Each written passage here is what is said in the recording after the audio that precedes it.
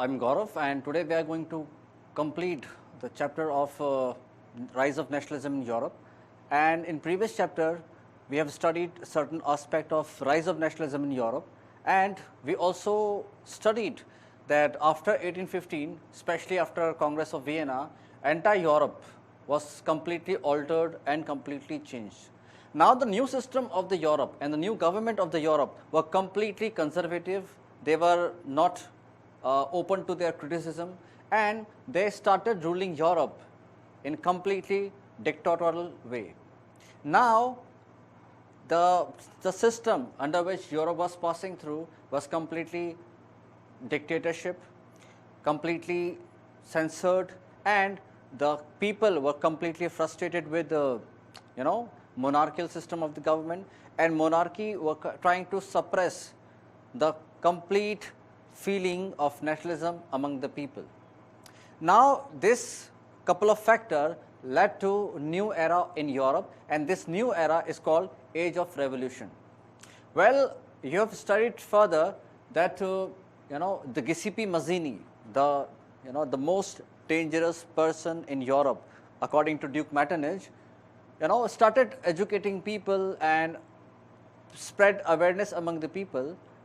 It is because of the people like Giuseppe Mazzini, the entire Europe rose up in the feeling that we must overthrow the dictator form of government and we must restore the republic which was set up by Napoleon Bonaparte of France. Now, economic condition, the social condition, the political condition of Europe among the common people led to revolt in many parts, and this age, especially in 1830 to 1848, this age of revolution is very important. And because of this age of revolution, the entire dynasty of Europe, for example, Bourbon dynasty, Habsburg Empire, Ottoman Empire, broke up and they started forming like a nations. So this part of history is very important for you students, and I hope that after studying this particular aspect, you will be able to understand this chapter pretty much. So let's study. When I say age of revolution, we have to analyze different factors which led to age of revolution. For example, if you look at the economic condition of Europe, the entire Europe was stuck with the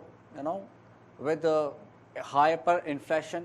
Since industrialization started forming in Britain, so many rural people started coming into the urban area and they started making their life very difficult. The ruler were completely engrossed with their luxuries. They did not pay any attention towards their subject, and people like Giuseppe Mazzini started spread the feeling of nationalism among the common people. Now these common people knew the difference between empire and the nation. So I must say the sense of romanticism among people gave rise to revolt against their own king. Now what is romanticism? What is nationalism? Well, student, these are the feeling, nothing else. In these kind of feeling, people started rejecting two things, science and logic, and they started using their heart. उन्होंने अब महसूस किया कि देश क्या होता है. They started feeling the commonness. They started feeling the shared culture, history. They started studying history. They started studying culture, and now they are completely engrossed with the feeling that this nation also belongs to me. This nation is not the private property of the emperor. This nation is also mine, and with this feeling, they rose in revolt. And that's why from the 1830 to 1845, this period is called Age of Revolution. So let's see, सबसे पहले revolt कहाँ पे आया था. So आपको पता है students, according to Duke Metternich, if France sneezes, entire Europe catches cold. इसका मतलब था कि अगर फ्रांस में कोई रिवोल्यूशन आता है तो उसकी रिवर्बरेशन, उसकी कंपन, उसकी वाइब्रेशंस पूरे यूरोप तक पहुंचेगी. तो यू कैन इजीली अज्यूम कि सबसे पहला रिवोल्ट कहां पर आया था. यस, सबसे पहला रिवोल्ट आया था फ्रांस में. और इस रिवोल्ट को हम बोलते हैं जुलाई revolution.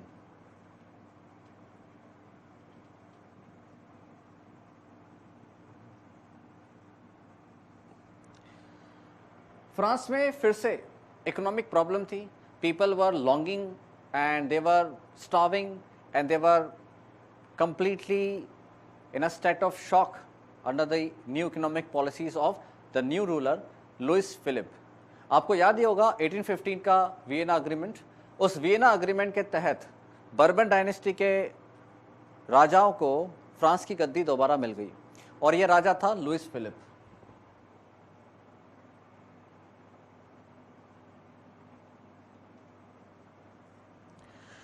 Now, since the people were fed up with the high prices of bread, they pressurized the government and they installed a new new constitutional monarchical system under the monarch Louis Philippe। तो सबसे पहला revolt आया था France में और France के बाद अब रिवोल्ट आया फ्रांस के बिल्कुल पड़ोसी देश में, बेल्जियम। तो 1830 में जो दूसरी कंट्री थी जहाँ पर रिवोल्ट आया वो थी बेल्जियम, और बेल्जियम ने फाइनली अपनी आज़ादी डिक्लेयर की द नीदरलैंड्स के साथ। तो now Belgium broke away with the Netherlands. तो ये वो दो कंट्री थी जिन्होंने इस रेवोल्यूशन की शुरुआत की। 1830 में सबसे पहले रेवोल्यूशन आया फ्रांस में, जहाँ पे लोगों ने लुइस फिलिप को कॉन्स्टिट्यूशनल मोनार्क इंस्टॉल किया, और उसके बाद रेवोल्यूशन आया उसके पड़ोसी देश बेल्जियम ने, जिसने अपने आप को आज़ाद डिक्लेयर किया द नीदरलैंड्स से। नाउ अब ये रेवोल्यूशन की आग पूरे यूरोप में फैल चुकी थी। Now the entire Europe caught cold. So the next revolution came in Greece. So पहला रिवोल्ट था फ्रांस में, दूसरा रिवोल्ट बेल्जियम में और तीसरा ग्रीस में। Now students, this revolution in Greece was very important. So Greece was a part of Ottoman Empire.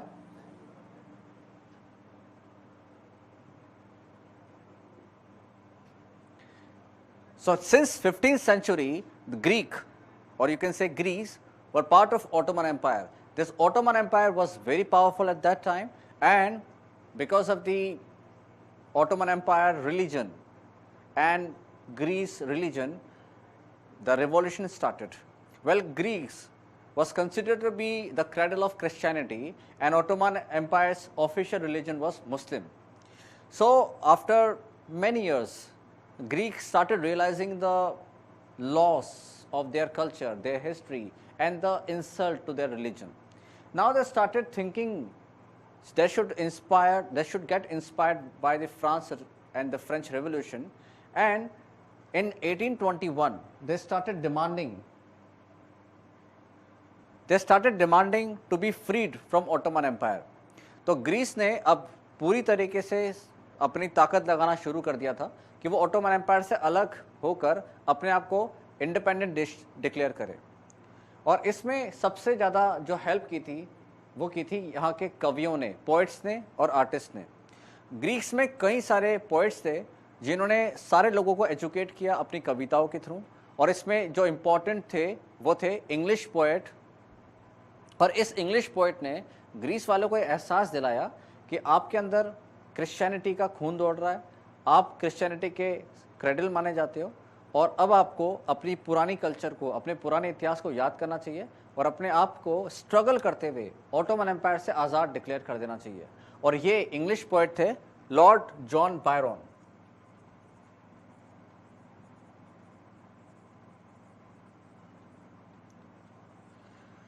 So this Lord Byron started teaching through their poetries, and because of these poetries, the entire Greece rose in revolt against the Ottoman Empire. And finally, in 1832, they signed Treaty of Constantinople with Greece, and Ottoman Empire finally declared that Greece is now independent nation. So 1832 में एक treaty हुई थी जिसका नाम था treaty of Constantinople.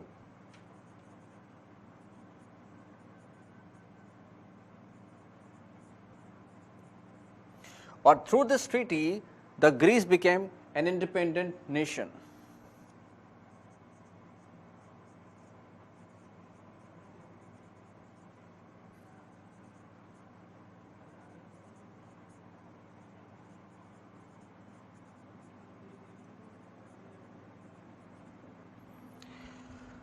Alright, so now we have studied the French Revolution of July, the Belgium Revolt of July 1830, and we also studied about the Greek War of Independence that started in 1821 and finished with 1832 Treaty of Constantinople, and through this treaty Greek became a complete nation.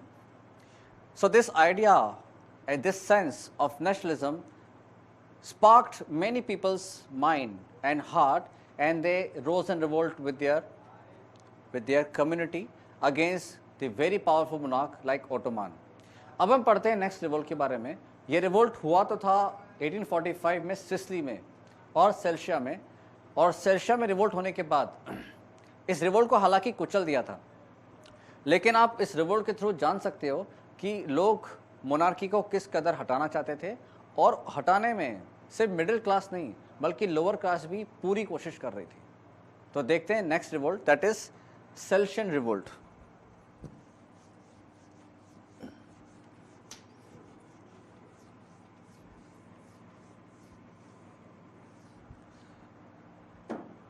सेल्शिया में revolt आया था 1845 में, और इसको हम बोलते हैं weavers revolt.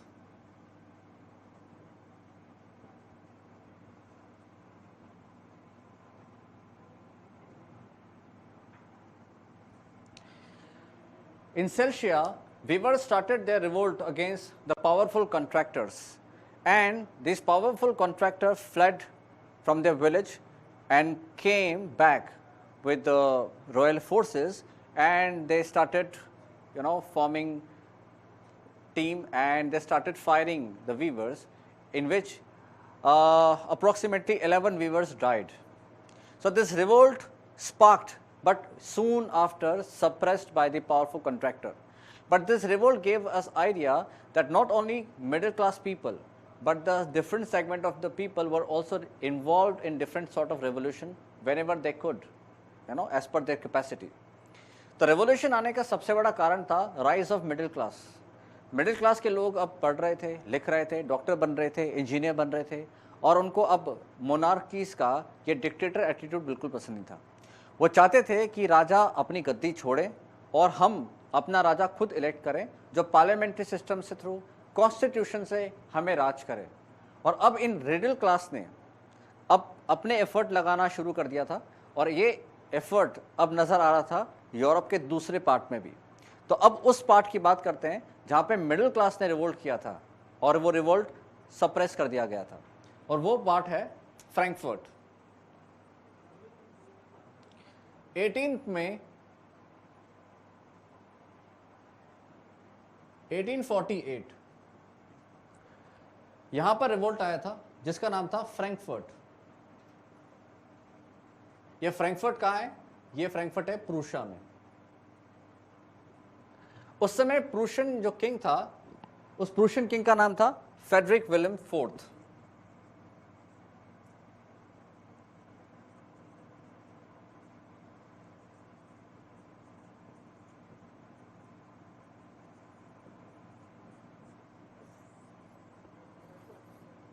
Now Frederick William fourth एक बहुत ही पावरफुल मोनार्क था, डिक्टेटर की तरह, और 1848 में 8 मई को फ्रैंकफर्ट में लगभग कुछ लोग अब इस पावरफुल मोनार्क की तरफ चले, और वो लोग थे लगभग 848. ना ये 848 रिप्रेजेंटेटिव बहुत ही गाजे बाजे के साथ, in a very festive manner, they started forming rally, and this rally reached to Frederick William IV, and they demanded that from now onwards the Frankfurt should run according to constitution, and they offered Frederick William IV to become a constitutional monarch, but Frederick William IV completely rejected their demand. So now they assembled in a St. Paul church,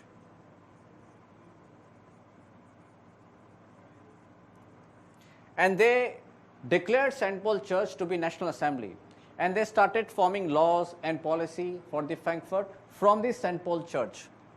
But they made a mistake. When they made a law, when they made policies, they completely ignored the middle class and the lower class. So now it was completely a sense of anger and dissatisfaction among the lower class and the middle class. So King Frederick William IV sensed this dissatisfaction, and they summoned troops and they arrested all this 848 representative, and they disbanded the National Assembly, and Frankfurt again became completely under the control of monarchy.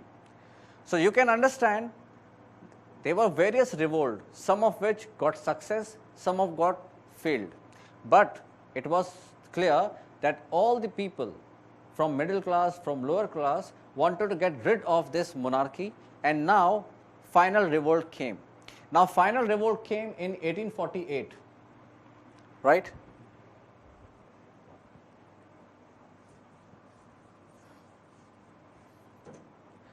Final revolt come in 1848 again in France. You remember Louis Philippe? So now people gathered outside the palace of Louis Philippe, and now Louis Philippe was forced to flee from the France. So France again declared itself as a republic. So in this revolt, Louis Philippe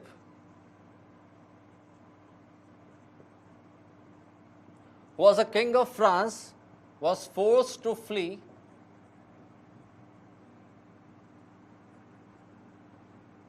and France declared itself as a republic again. So it was a last revolt in Europe which gave the direction of the future course of action. So this was a part of Age of Revolution. Now we will understand that how the different empire got strong and they completely became nation. So now next part, we will be studying about the unification of Germany. So student, have you seen that the sense of nationalism was common among educated and middle class. So this sense of nationalism often spurred in revolt against this monarchy, and monarchies also realize that they no longer can suppress the people and the feeling of the people who want nation. So they realize one thing, that if they have to survive, they have to give people some rights. So they started giving them rights. They started abolishing the slavery. They started giving them certain feudal rights also, and they started giving them some economic rights. In 1834, Prussia took initiative and they started forming economic alliances. They started forming economic unions so that the business should grow among the Prussian states.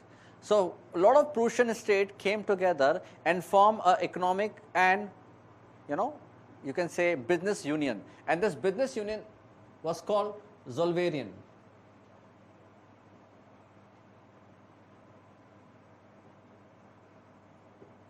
According to this union, the state which came in Prussia should not charge any kind of tax while doing transaction, while doing trade.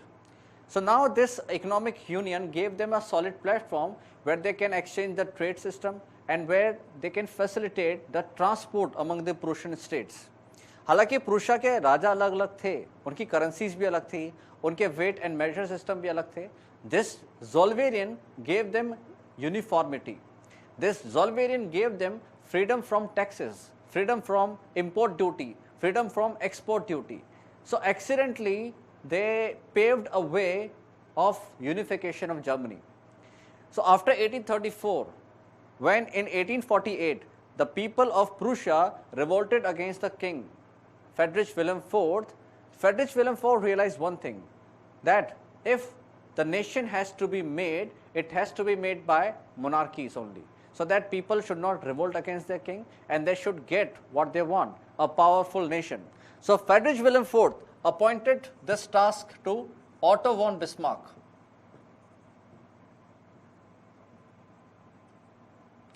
Now this Otto von Bismarck was the chief minister of Frederick William IV, the great Prussian king, right? And this Otto von Bismarck took the responsibility of unified Germany. So Otto von Bismarck adopted the policy of blood and iron. And through this policy, Otto von Bismarck set off to unify Italy. Now he fought 7 years war with 3 countries. वो country कौन कौन सी थी? सबसे पहली थी वो France. ये war बहुत फेमस है, फ्रैंको प्रूशियन वॉर कहते हैं इसको। और इस वॉर में फ्रांस की बहुत ही करारी लड़ाई हुई थी और बहुत ही करारी हार भी हुई थी। और आपको पता है स्टूडेंट्स, यही वॉर बाद में वर्ल्ड वॉर 1 का एक कारण में से एक थी। फ्रांस के बाद इसकी लड़ाई हुई ऑस्ट्रिया से, ऑस्ट्रिया के बाद इसकी लड़ाई हुई डेनमार्क से, और इन तीनों कंट्री को हराने के बाद फाइनली 18 जनवरी 1878 को पैलेस ऑफ वर्साई में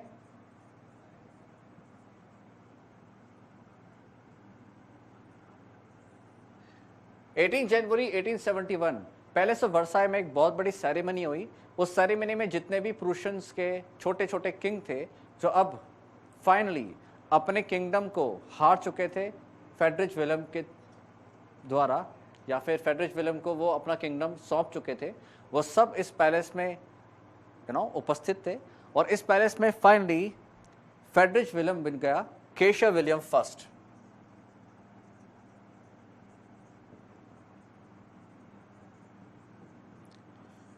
ये जर्मनी का पहला राजा था, प्रूशिया का चौथा राजा, जर्मनी का पहला राजा बनने जा रहा था। ऑटो वन बिस्मार्क इस कंट्री का चीफ मिनिस्टर बना, और ये सारी ceremony the hall of mirrors में कंप्लीट हुई। इस तरीके से हॉल ऑफ मिरर्स में 18 जनवरी 1871 को एक नए देश ने जन्म लिया, जिस देश का नाम था जर्मनी। अब नेक्स्ट हम पढ़ेंगे किस तरीके से इटली यूनिफाइड हुआ।